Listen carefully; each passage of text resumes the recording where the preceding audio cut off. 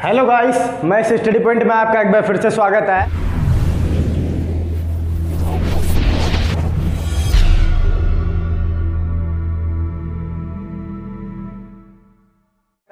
आज मैं आपके लिए क्लास 11th का पॉलिटिकल साइंस का फर्स्ट बुक का 4 चैप्टर लेके आया हूँ, कार्यपालिका का पार्ट 2। ठीक है दोस्तों, पार्ट 2 लेके आया हूँ। आज हम इसके जाएंगे कंटिन्यू करेंगे क्लासेस। पार्ट 1 आपने नहीं देखा तो फटाफट देख लीजिए, ताकि आपको पार्ट 2 फटाफट आपको जल्दी से जल्दी समझ में आ जाए। ठीक है दोस्तों, जैसे कि पार्ट 1 आपने देखा, आगे कंटिन्यू करते हैं। कंटिन्यू करने से पहले चैनल को लाइक सब्सक्राइब जरूर कर देना दोस्तों, ठीक है। और कॉपी पेन साथ साथ निकाल के जरूर चलना, ठीक है, और साथ साथ लिखते चलना, ठीक है दोस्तों, जैसे कि मैंने ये लिख दिया है। कंटिन्यू करें। देखो आज ना क्लास बड़े मज़ेदार होने वाला है, बताऊँ कैसे। देखो आज आपको बताऊँगा राष्ट्रपति, उपराष्ट्रपति, प्रधानमंत्री ये कैसे बनते हैं, मतलब इनका चुनाव कौन करता है, कैसे चुनते हैं, ठीक है, कैसे चुने जाते हैं, किसके द्वारा चुने जाते हैं, उसके बाद इनके कार्य क्या है, उनके बाद ये बनने की योग्यता क्या है। जैसे आपका भी सपना होगा कुछ बनने का, तो योग्यता होती है ना कि भाई ये चाहिए होता है, ये डिग्री चाहिए, ये डिग्री चाहिए। तो वैसे राष्ट्रपति, उपराष्ट्रपति, प्रधानमंत्री ये सब बनने के लिए क्या क्या योग्यताएं चाहिए, आज आपको ये सब मैं बताने वाला हूँ। तो कमर कस लो दोस्तों, फटाफट तैयारी कर लो, फटाफट नोट डाउन करते चलना, ठीक है। बड़े ही मज़ेदार क्लासेस होने वाली है आज, ठीक है, और ये आपको जीवन भर पूरा काम भी आने वाला है। समझ में आ गया दोस्तों, कंपटीशन लेवल तक भी ये क्वेश्चन काम आता है। कंटिन्यू करें दोस्तों। देखो अभी मजा आएगा ना भिड़ो। राष्ट्रपति का चुनाव कैसे होता है, क्वेश्चन हमारा राष्ट्रपति का चुनाव, ठीक है। 6 नंबर का क्वेश्चन देता है कि भाई राष्ट्रपति का चुनाव कैसे होता है। बड़ी गर्मी लग रही है, थोड़ा पंखा चला देता हूँ ना। देखो दोस्तों, राष्ट्रपति का चुनाव कैसे होता है तथा भारत का राष्ट्रपति बनने की योग्यता बताइए, ये क्वेश्चन है, ठीक है। देखो राष्ट्रपति का चुनाव जो है ना, संसद, कौन दोस्तों, संसद। अब संसद में लोकसभा राज्यसभा दोनों आती है, ध्यान रखना। संसद और राज्य विधानसभा के चुने हुए सदस्य, कौन, चुने हुए सदस्य। अब बोलोगे भाई संसद और राज्य विधानसभा में चुने हुए सदस्य, हाँ भाई। देखो संसद में भी ना, लोकसभा में जो 543 सीटें हैं, 2+2 जो थी वो डिलीट हो गई, अब हटा दिया गया। उसके बाद 1 मिनट, पंखा ज़्यादा तेज हो गया। तो मैं ये बता रहा था कि राष्ट्रपति का जो चुनाव है, संसद और राज्य विधानसभा के चुने हुए सदस्य, ठीक है, ये राष्ट्रपति को 5 साल के लिए चुनते हैं। कितने साल के लिए, 5 साल के लिए, ठीक है ना। अब संसद यानी लोकसभा, राज्यसभा, समझ में ना, लोकसभा, राज्यसभा और राज्य विधानसभा। तो जैसा कि मैंने विधायिका वाले चैप्टर में बताया था, फर्स्ट पहले आप चैप्टर को समझने के लिए ना आपको सबसे पहले विधायिका देखना है, तब जाके कार्यपालिका आप समझ में आएगा, क्योंकि विधायिका फर्स्ट है, देन कार्यपालिका है। तो विधायिका जब तक समझ नहीं आता तब तक कार्यपालिका आपको समझ में नहीं आएगा उतना। समझ में आ गया दोस्तों, इसीलिए मैंने पहली बार विधायिका करवाया, उसके बाद देन कार्यपालिका किया है। समझ में आया ना। तो देखो लोकसभा, संसद और विधानसभा, इसमें से भी जो एमपीज होते हैं ना, उनको भी सिलेक्टेड किए जाते हैं। भाई ये प्रेसिडेंट के चुनाव में भाग लेंगे, और जिनका नाम नहीं आता वो भाग नहीं लेते हैं। समझ में आया। जैसे स्कूल में कई अगर बच्चे इंटेलिजेंट जो बच्चे होते हैं या जिनका नंबर अच्छे होते हैं, तो उनको सिलेक्ट होता है ना, कहीं ले जाना बजाना हो या कहीं भी जाना हो स्कूल की तरफ से, तो इंटेलिजेंट बच्चों को ले जाते हैं, अच्छा जो इनके अच्छे मार्क होते हैं, है ना, चुनते हैं उनमें। तो वैसे यहाँ पे भी चुना जाता है कि भैया ये पर्सन, ये एमपीज राष्ट्रपति को चुनने का काम करेंगे। कितने साल के लिए चुनते हैं, 5 साल के लिए, ठीक है। अब देखो राष्ट्रपति बनने की योग्यता क्या है काबिलियत, कौन बन सकता है राष्ट्रपति। देखो फर्स्ट ऑफ ऑल तो भारत का नागरिक हो पहला, ठीक है, ये कंपलसरी हर एक में आएगा, चाहे प्रधानमंत्री बनना हो, राष्ट्रपति बनना हो, उपराष्ट्रपति बनना हो, भारत का नागरिक हो ही हो, विदेशी को नहीं मिलता ये सब। दूसरा, उम्र 35 साल हो। कितना, 35 साल।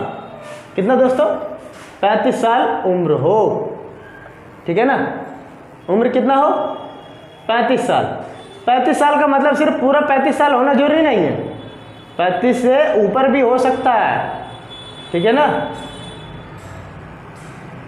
उम्र 35 साल, हाँ, लेकिन 35 से नीचे नहीं चलेगा, 35 पूरा कंप्लीटेड हो, उससे अधिक रहेगा तो चलेगा। समझ में आया ना। किसी भी सरकारी पद पर नियुक्त ना हो, मतलब अगर कोई सरकारी पोस्ट पे काम ना कर रहा हो और फोर्थ हमारा पागल या दिवालिया ना हो। बस समझ में आया? कितना मज़ेदार है। कुछ रटने की चीज़ या कोई खतरनाक वर्ड जो आपको याद ना हो तो आसानी भाषा में दोस्तों आपके लिए चैनल बनाएंगे आसान से शब्दों में बताने के लिए, ठीक है ना। फटाफट नोट डाउन कर लो, अगले क्वेश्चन की ओर बढ़ते हैं। फिर देखो अब इसी में आपका क्या डबल क्वेश्चन निकलने वाला है। मैं बताऊंगा अब उपराष्ट्रपति, ठीक है ना। उपराष्ट्रपति देखना, अब उपराष्ट्रपति कौन है। तो अब यहाँ पे मैं क्वेश्चन चेंज कर रहा हूँ। मैं यहाँ पे सिर्फ लिखूंगा उपराष्ट्रपति। उपराष्ट्रपति का चुनाव कैसे होता है तथा भारत का उपराष्ट्रपति, भारत का उपराष्ट्रपति बनने की योग्यता। तो दोस्तों जैसा कि क्वेश्चन मैंने बदल दिया है वो इसीलिए मैं इसी में बदल रहा हूँ। अब आप लोग सोच रहे हो भैया आप मिटा के लिख दो यार, तो मिटा के इसलिए नहीं लिख रहा हूँ क्योंकि सारा सेम सेम है, बस थोड़ा सा कुछ वर्ड काटने हैं, उसके जगह कुछ वर्ड बदल जाएगा बस। तो एक ही क्वेश्चन में आपका डबल क्वेश्चन सोल्व हो रहा है। एक क्वेश्चन आप याद करो, दूसरा क्वेश्चन अपने आप ही हल हो जाएगा। देखो तो भाई हम यहाँ पे लिख दिया उपराष्ट्रपति का चुनाव जो है ना संसद, ओनली यहाँ पे संसद, कौन? संसद, संसद के सदस्य, बस हो गया। हम यहाँ पे खाली कर देंगे संसद के सदस्य राष्ट्रपति, अब यहाँ पे कर देंगे उपराष्ट्रपति। कोई बात नहीं, गचर पचर लग रहा होगा, अभी समझाता हूँ देख, ठीक है ना। यहाँ पे भी चेंज कर देते हैं, हो गया बस, हो गया। अब हमारा क्वेश्चन है इसी में भाई उपराष्ट्रपति का चुनाव कौन करता है या कैसे होता है, इसकी बनने की योग्यता। ध्यान देना, अब गचर पचर नहीं होगा। उपराष्ट्रपति का चुनाव कैसे होता है तथा भारत का उपराष्ट्रपति बनने की योग्यता क्या है। भाई उपराष्ट्रपति का चुनाव है ना वो सिर्फ संसद के सदस्य उपराष्ट्रपति को 5 साल के लिए चुनते हैं, ये भी 5 साल है बराबर। अब ध्यान देना दोस्तों, मैंने राष्ट्रपति में बताया था कि भाई राष्ट्रपति को कौन चुनता है, संसद और राज्य विधानसभा के इलेक्टेड एमपीज, है ना, चुने हुए सदस्य। लेकिन यहाँ पे चुने हुए कट गया और राज्य विधानसभा भी कट गया, ओनली ऑन क्या आ गया, सिर्फ संसद के सदस्य ही उपराष्ट्रपति को चुनते हैं। कितना मजेदार है ना। अब देखो उपराष्ट्रपति बनने की योग्यता तो सेम कंडीशन अप्लाई है, इसीलिए मैंने नहीं मिटाया। समझ में आया ना। भारत का नागरिक हो, उम्र 35 साल हो, सरकारी पद पर नियुक्त रहो, पागल या दिवालिया रहो। आ गया ना मजा। चैनल को लाइक शेयर करना बनता है ना, फिर करो फिर। अब दोस्तों अब जानेंगे प्रधानमंत्री कैसे बनते हैं, उसके कार्य क्या है। अच्छा दोस्तों इसमें एक चीज रहेगी कि इसमें क्वेश्चन ऐसे पूछ लेता है राष्ट्रपति और उपराष्ट्रपति इनके कार्य। तो देखो राष्ट्रपति अगर नहीं होता है ना तो मैं यहाँ पे बता रहा हूँ उपराष्ट्रपति का कार्य बताइए। क्वेश्चन ये कई बार आया हुआ 4 नंबर में, ठीक है, 4 से 6 नंबर में कि भाई उपराष्ट्रपति चुनाव कौन करता है, भारत को उपराष्ट्रपति बनने के लिए योग्यता बताइए तथा इसके कार्य भी बताइए। तो देखो पहला कार्य है उपराष्ट्रपति का, मैं लिख देता हूँ, आप नोट डाउन कर लेना। उपराष्ट्रपति का के कार्य देखो तो फर्स्ट जो है वो है कि भाई राज्यसभा का ना ये अध्यक्ष होता है। क्या होता है, राज्यसभा का पदेन अध्यक्ष होता है, पदेन अध्यक्ष, ठीक है। एंड देन सेकंड है कि भाई राष्ट्रपति का पोस्ट, ध्यान से सुनना, राष्ट्रपति का पोस्ट अगर किसी तरह से भी खाली हो जाता है, चाहे मृत्यु हो जाए, चाहे मतलब इलेक्शन में कोई दिक्कत हो जाए, ठीक है, या त्याग पत्र इस्तीफा दे दिया हो, किसी भी तरह से पोस्ट अगर राष्ट्रपति की खाली हो जाती है ना तो उसकी जगह पे सारा कार्यभार उपराष्ट्रपति जी संभालते हैं। समझ में आया। जैसे हमारे स्कूल में एक होता है हेड प्रिंसिपल, एक होता है वाइस प्रिंसिपल। तो जब हेड प्रिंसिपल हमारे यहाँ नहीं आते तो कौन संभालता है कार्यभार, बताओ, वाइस प्रिंसिपल संभालता है ना। तो वैसे यहाँ पे जब प्रेसिडेंट हेड प्रेसिडेंट नहीं होते तो उसके जगह पे वाइस प्रेसिडेंट भूमिका निभाते हैं। बस खत्म, 2 ही कार्य हैं, ठीक है। एक यहाँ पे उदाहरण दिया हुआ बुक में, तुम्हारे बुक में ये पेज नंबर मैं बता देता हूँ। पेज नंबर भारत का उपराष्ट्रपति टॉपिक है, पेज नंबर 88। देखो फखरुद्दीन अली अहमद, यही है फखरुद्दीन अली अहमद, जब इस राष्ट्रपति की मृत्यु हो गई थी ना अली अहमद, तो इसके जगह पे बीडी जती, कौन है, बीडी जती ने कार्यभार संभाला था। दोस्तों समझ में आया ना, यही है क्या, हाँ यही है। फखरुद्दीन अली अहमद की पोस्ट खाली हो गई थी राष्ट्रपति एक तरह से, तो बी डी जती ने इसका कार्यभार संभाला था। समझ में आया? और जब उपराष्ट्रपति नहीं होता तो राष्ट्रपति संभालता है, एक दूसरे के नीड्स है, ठीक है ना। और राष्ट्रपति की और जो महत्वपूर्ण बात है कि भाई राष्ट्रपति भारत का पहला नागरिक होता है। इसके अगर कार्य पूछेगा तो राष्ट्रपति का तो बताओगे भारत का पहला नागरिक होता है, ठीक है। तीनों सेनाओं का अध्यक्ष होता है, जल थल वायु, है ना। हाँ, तीनों सेनाओं का अध्यक्ष होता है, ठीक है। और विधेयक पर हस्ताक्षर करता है तब जाके कानून बनता है, ये इसके पावर है। और एक नंबर का क्वेश्चन आता है कि भाई देश का वास्तविक शक्ति किसके पास होती है? प्रधानमंत्री के पास। लेकिन नाममात्र की शक्ति किसके पास होती है? राष्ट्रपति के पास, ठीक है ना।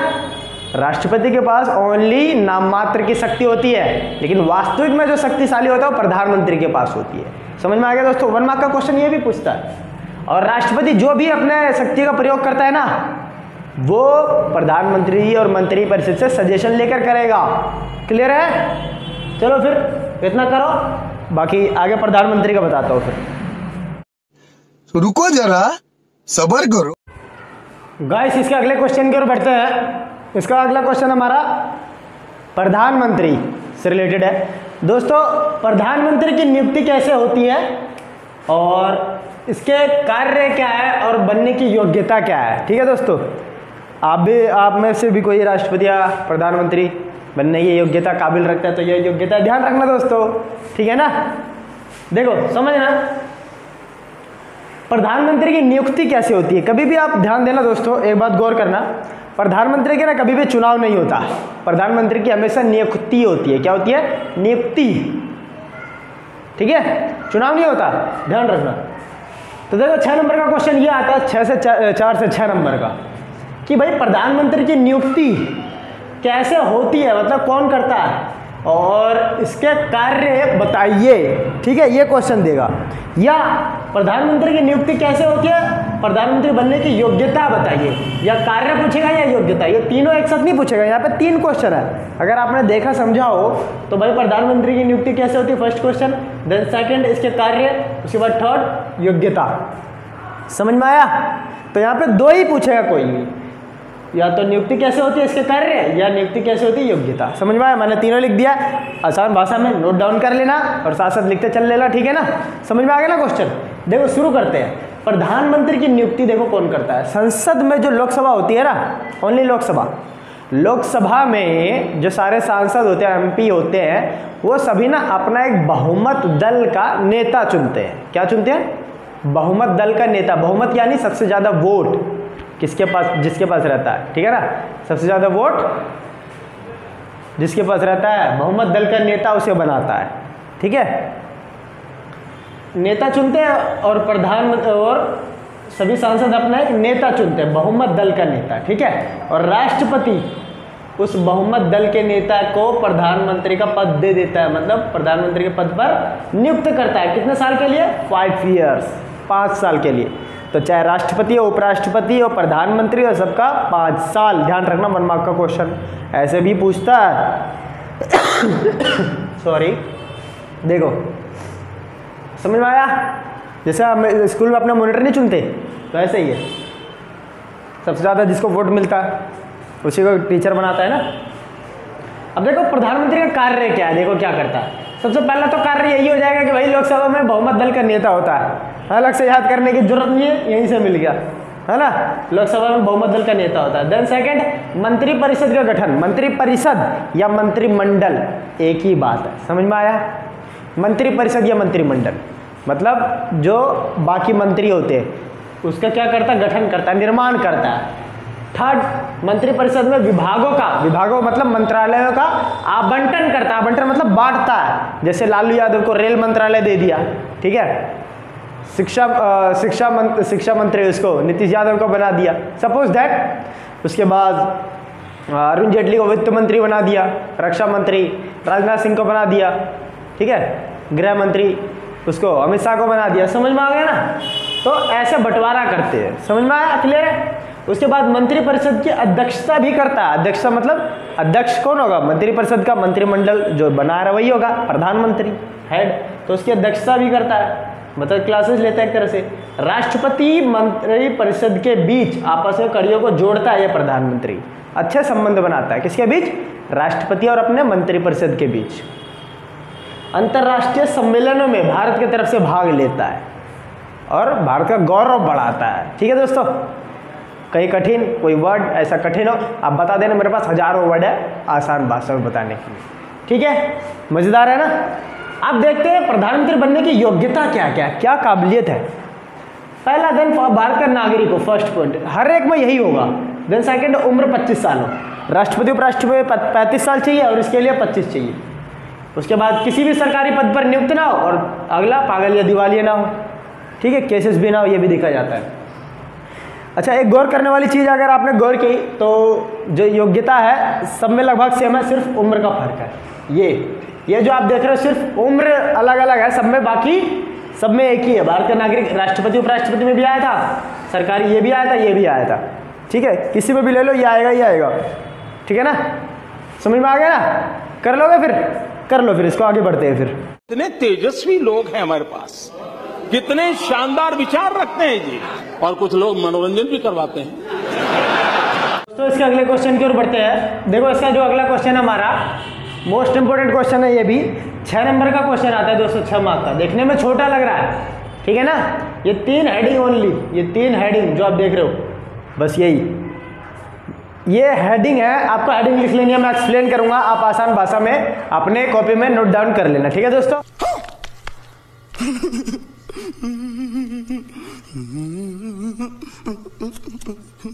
तो देखो क्वेश्चन हमारा राष्ट्रपति के विशेष अधिकार बताइए, मतलब विशेष अधिकार इसको कौन से दिए गए हैं राष्ट्रपति को। 6 मार्क का क्वेश्चन आता है, ठीक है ना दोस्तों। हेडिंग, ये आपको हेडिंग लिखना है क्योंकि 10th के बाद ज्यादातर हमारा हेडिंग में ही चलता है क्वेश्चन। एक्सप्लेन करोगे तो बढ़िया नंबर मिलता है। पहला है सलाह और सूचना लेने का अधिकार। क्या है दोस्तों, सलाह और सूचना लेने का अधिकार। देखो मैं बताता हूँ, लिख लेना आप।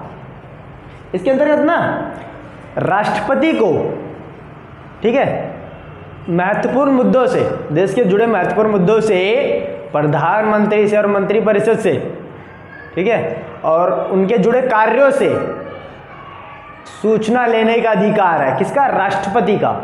राष्ट्रपति का प्रधानमंत्री से सूचना लेने का अधिकार है और प्रधानमंत्री का देने का कर्तव्य है। समझ में आ गया दोस्तों, राष्ट्रपति का लेने का अधिकार है और प्रधानमंत्री का देने का कर्तव्य है। और प्रधानमंत्री जी लिखित रूप में राष्ट्रपति को सूचित करते हैं, सूचना देते हैं।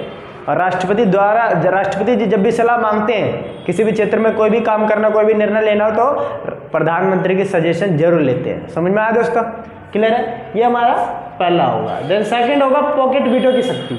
अब इसको समझना, पॉकेट वीटो, पॉकेट वीटो को निषेधाधिकार भी बोलते हैं। निषेधाधिकार, निषेधाधिकार मतलब रोक लगाने की शक्ति।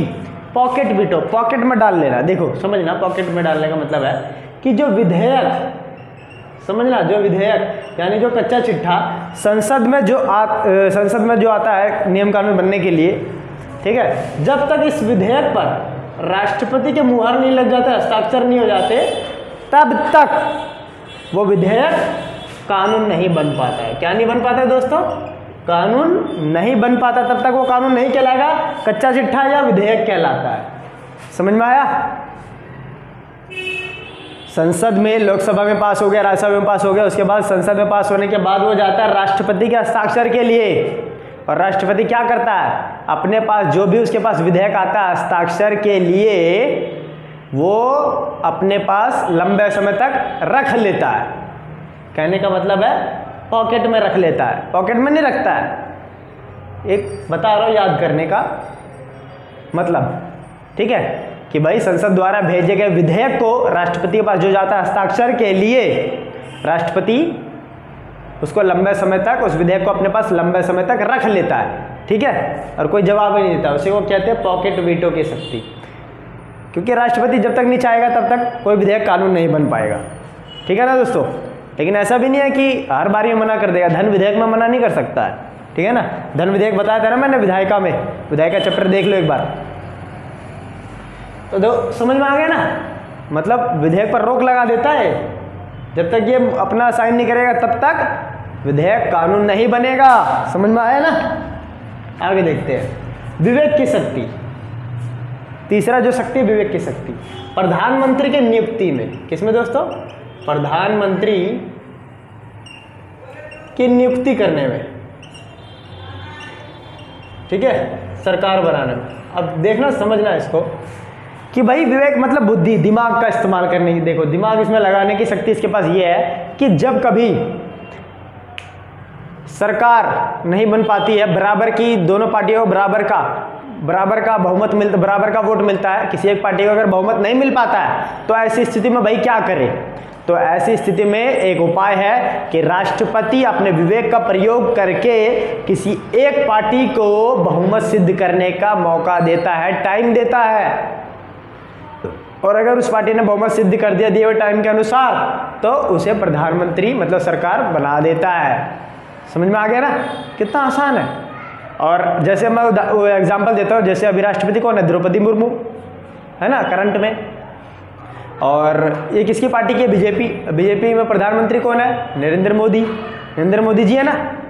तो सपोज दैट अभी जो 2024 में जो भी चुनाव होने वाला है प्रधानमंत्री पोस्ट के लिए, है ना, तो मान लो अब उसमें कांग्रेस को भी और बीजेपी को भी बराबर का वोट मिलता है, किसी एक को बहुमत नहीं मिल पाता, तो ऐसी स्थिति में क्या करेगा?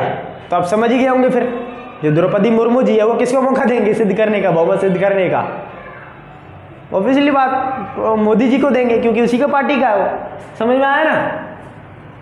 विवेक की शक्ति। किसी एक पार्टी को जब किसी भी पार्टी का बहुमत नहीं मिलता है तो ऐसे में सरकार बनाने के लिए किसी राष्ट्रपति द्वारा किसी एक पार्टी का बहुमत सिद्ध करने का मौका देता है। यहाँ पे अपने राष्ट्रपति विवेक की शक्ति का इस्तेमाल करता है, अपने कृत्यों का प्रयोग करता है। ठीक है, क्वेश्चन हमारा खत्म। 6 नंबर का क्वेश्चन, 2 मार्क का क्वेश्चन ये अलग करके पूछता है। पॉकेट वीटो क्या है? पॉकेट वीटो की शक्ति से क्या अभिप्राय है? पॉकेट वीटो क्या है? निषेधाधिकार से आप क्या समझते हैं? पॉकेट वीटो से आप क्या समझते हैं? ये क्वेश्चन है, आता ही आता। क्वेश्चन पेपर आप उठा के देख लो, फिर मेरे चैनल को देखना और फिर बताना सर कैसा लगा। ठीक है, मैं ऐसे हवा में तीर नहीं मारता। तो देखो पॉकेट वीटो का मतलब वही 2 नंबर का अलग करके पूछता है। तो बता देगा आप कि भाई संसद द्वारा भेजे गए विधेयक जो राष्ट्रपति पर हस्ताक्षर के लिए जाता है, राष्ट्रपति उसको बिना किसी सीमा तक मतलब लंबे समय तक अपने पास रख लेता है और हस्ताक्षर करता ही नहीं है, उसी को बोलते हैं पॉकेट वीटो की शक्ति। समझ में आ गया? खत्म, बस। अब अगला क्वेश्चन है, ये 1 से 2 मार्क का दे देता है ये क्वेश्चन कि भाई मंत्रिपरिषद के आकार को कब और कौन से संशोधन द्वारा घटाकर 15% किया गया? ठीक है ना, ऐसे ही पूछ लेता कितना घटाया गया? 15% किया गया। ठीक है ना। देखो मंत्रिपरिषद का आकार, पहले ना बहुत ज़्यादा मंत्री बना करते थे, मंत्रियों की बहुत ज़्यादा मंत्री बना देते थे और इससे सरकारी खर्च बढ़ जाता था। फ्री बंगला, फ्री गाड़ी, फ्री बिजली बिल, फ्री टेलीफोन बिल, ये सब फ्री देना पड़ता था, सरकारी खर्च बढ़ जाता था। तो ये तय हुआ कि भाई मंत्रिपरिषद मतलब मंत्रियों की संख्या ना अब घटाई जाए। कितनी की जाए? 15% की जाए, 15% कर दी गई। और इसमें ये कब हुआ संशोधन? 91वें संशोधन 2003 में ये बदलाव आया। समझ में आया? बस ये क्वेश्चन है, समझ में आ गया ना। अगले क्वेश्चन की ओर बढ़े, कर लो फिर इसको। क्या सोच है रे तेरी, मानना पड़ेगा। इसके अगले क्वेश्चन की ओर बढ़ते हैं दोस्तों। देखो इसका लास्ट क्वेश्चन एक तरह से रह गया, इसके बाद 2-2 नंबर का क्वेश्चन है। ठीक है ना, लॉन्ग टाइप का एक 6 नंबर का क्वेश्चन बस यही बच गया है। ठीक है ना दोस्तों, ये भी क्वेश्चन बहुत बार आया हुआ दोस्तों। आप क्वेश्चन पेपर उठा लेना और देख लेना कौन कौन सा क्वेश्चन आया है। मैं बता देता हूँ 6 नंबर का कौन सा क्वेश्चन है, 4-6 नंबर का। इसमें आपको राष्ट्रपति, उपराष्ट्रपति और प्रधानमंत्री, ठीक है, ये कैसे बनते हैं, इनका चुनाव कैसे होता है, कार्य योग्यताएं, उसके बाद स्थायी कार्यपालिका और नौकरशाह मतलब राजनीतिक कार्यपालिका और नौकरशाह में अंतर। समझ में आया ना। इनमें से एक आता ही आता है 6 नंबर का। ठीक है, आपको सारे ही याद करने हैं। 4 नंबर का 6 नंबर का आ ही जाता है। ठीक है ना दोस्तों। देखो अब जानते हैं राजनीतिक कार्यपालिका और स्थायी कार्यपालिका में अंतर क्या है। ठीक है, 6 नंबर का क्वेश्चन है ये हमारा। अब देखो क्वेश्चन को पहले समझो, आंसर की चिंता मत करो। आंसर लिखना नहीं लिखना वो मत देखो अभी। पहले क्वेश्चन को जब तक आप समझोगे तब तक आप आंसर नहीं दे पाओगे, ना लिख पाओगे। तो पहले आप क्वेश्चन को समझो।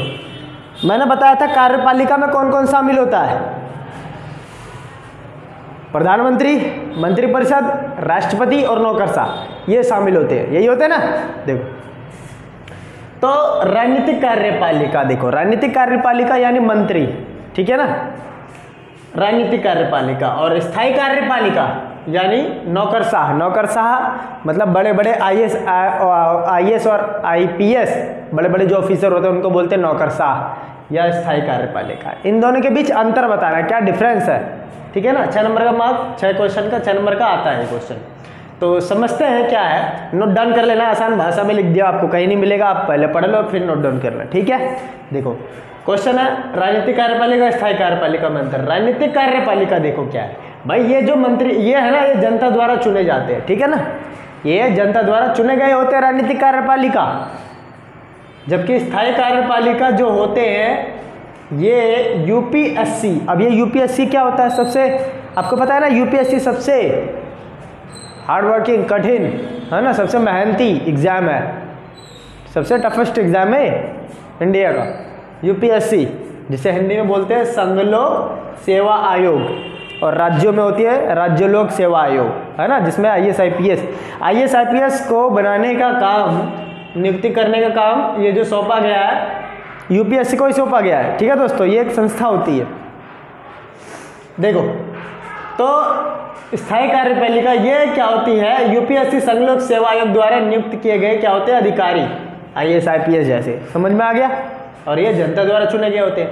दूसरा पॉइंट, इन्हें मंत्री कहा जाता है। कितना आसान है, रटने की कोई चीज़ है बताओ, कोई खतरनाक वर्ड भी नहीं, इन्हें मंत्री कहा जाता है दोस्तों। बड़े ही मुश्किल से ना मैं ये आसान वर्ड लाता, तो प्लीज़ चैनल को लाइक सब्सक्राइब शेयर ज़्यादा से ज़्यादा करना।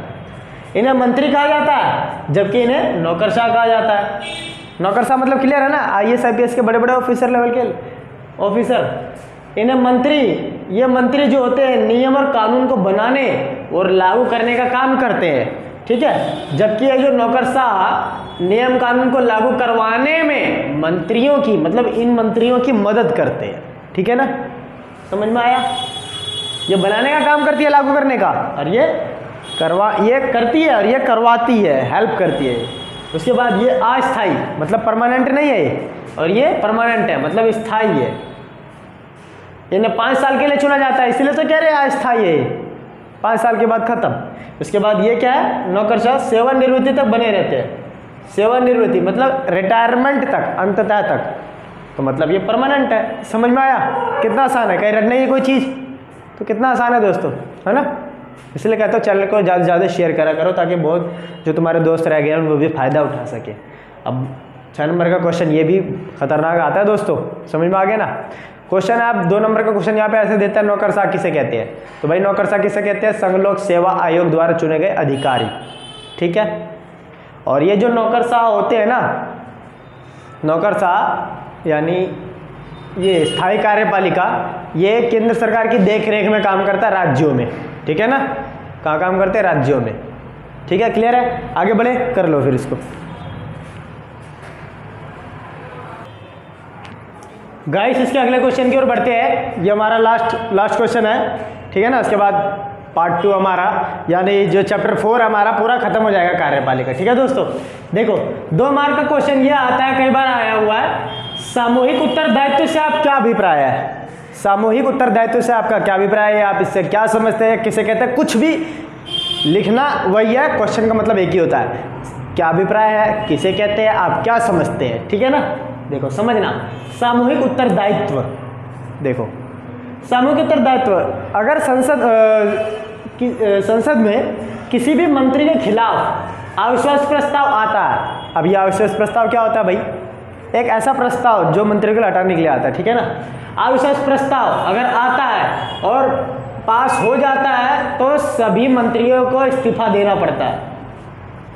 आपने ध्यान दिया, कुछ ध्यान दिया, अगर एक भी मंत्री के खिलाफ अविश्वास प्रस्ताव आता है, एक प्रस्ताव है मंत्री को हटाने का, और पास हो जाता है, ठीक है ना, तो सभी मंत्री को इस्तीफा देना पड़ेगा अपने पद से, अपने पोस्ट से। मतलब गलती एक ने की, सजा सब भुगतेंगे। यही कह रहा है सामूहिक उत्तरदायित्व, मतलब पूरा ग्रुप डूबेगा। समझ में आया, गलती एक करेगा, भुगतेंगे सब। तो यहाँ पे ये बहुत ज़्यादा ध्यान देना पड़ता है। ये इसका मतलब है सामूहिक उत्तरदायित्व, मतलब सभी जिम्मेदार है भाई, गलती एक करे चाहे 10 करे, ठीक है ना। लेकिन अगर प्रधानमंत्री का पोस्ट किसी तरह खाली हो जाता है, ठीक है ना, चाहे मृत्यु हो जाए, चाहे अकाल वो त्याग पत्र दे दे, कुछ भी, तो यहाँ पे पूरा मंत्रिपरिषद भंग हो जाता है। समझ में आया? मंत्रिपरिषद, अगर प्रधानमंत्री का पोस्ट किसी तरह खाली हो जाता है, मृत्यु हो जाए या फिर क्या हो जाए, त्याग पत्र दे दे, तो पूरा मंत्रिपरिषद डूब जाती है। समझ में आया? नई सिरे से फिर बनती है। लेकिन सामूहिक उत्तरदायित्व, इसका मतलब, इसका समझ गया ना? मतलब क्या है मतलब इसका, कि भाई अगर एक भी मंत्री के खिलाफ अविश्वास प्रस्ताव आया, पास हुआ, देन सभी को इस्तीफा देना पड़ेगा, ये इसका मतलब है। अब जानते हैं राज्यपाल। राज्यपाल कौन होता है भाई? अब राज्यपाल होता है गवर्नर। कौन होता है? गवर्नर, राज्य का गवर्नर। देखो, राज्यपाल की नियुक्ति कौन करता है तथा इसके कार्य बताइए, ये क्वेश्चन है, ठीक है ना? 3 से 4 नंबर का दे देता है ये भी। भाई राज्यपाल जो राज्य का गवर्नर होता है, इसकी नियुक्ति ना केंद्र सरकार की सलाह पर राष्ट्रपति नियुक्त करता है। इसे कौन करता है? राष्ट्रपति नियुक्त करता है। कितने साल के लिए? 5 साल के लिए। समझ में आया दोस्तों? तो आपने ध्यान दिया, राज्यपाल मतलब गवर्नर, ठीक है ना? केंद्र सरकार की सलाह पर। हाँ भाई, अभी इससे पहले मैंने बताया था कि राष्ट्रपति जो भी अपनी शक्ति का प्रयोग करता है, अपने कृत्यों का प्रयोग करता है, वो किसकी सलाह पर?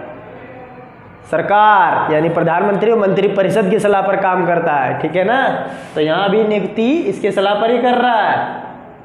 1 नंबर का अलग करके क्वेश्चन पूछता है, भाई राज्यपाल कितने साल के लिए चुना जाता है? 5 साल के लिए। कौन चुनता है, कौन नियुक्त करता है? राष्ट्रपति नियुक्त करता है। किसकी सलाह पर? केंद्र सरकार की सलाह पर, ठीक है ना? अब राज्यपाल के कार्य क्या है भाई? ये ना अपने राज्य का मुखिया होता है। क्या होता है? अपने राज्य का मुखिया, अपने राज्य का प्रधान, कुछ भी बोलो। सेकंड, केंद्र सरकार के नौकर यानी एजेंट के रूप में काम करता है, और राज्य के एजेंट के रूप में काम करता है। मतलब सारा ब्यौरा, पूरा रिपोर्ट राज्य का क्या चल रहा है, क्या नहीं चल रहा है, सारा रिपोर्ट केंद्र सरकार तक पहुंचाता है। राज्य के कानून व्यवस्था की देखरेख करता है। तो दोस्तों ये इसके कार्य थे, ठीक है ना? ये हमारा हो गया खत्म।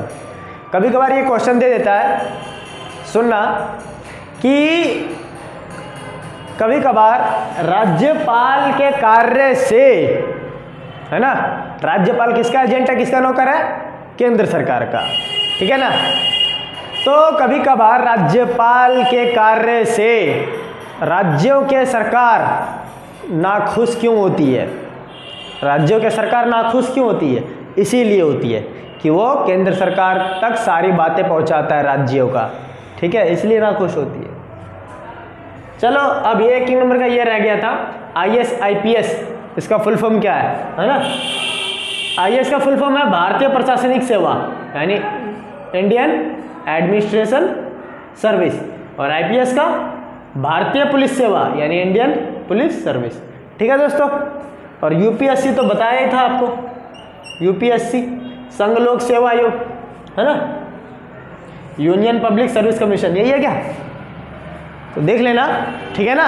समझ में आया? बाकी चैप्टर हमारा हो गया खत्म। अगर बढ़िया लगा हो तो ज़्यादा से ज़्यादा चैनल को लाइक, सब्सक्राइब एंड ज़्यादा से ज़्यादा शेयर करो, ठीक है ना? पार्ट 2 हमारा यहीं तक समाप्त होता है, ठीक है दोस्तों। मिलते हैं फिर अगले चैप्टर में, यानी अगला चैप्टर जो हमारा 6ठा चैप्टर होगा, न्यायपालिका, ठीक है दोस्तों। अभी के लिए बाय बाय।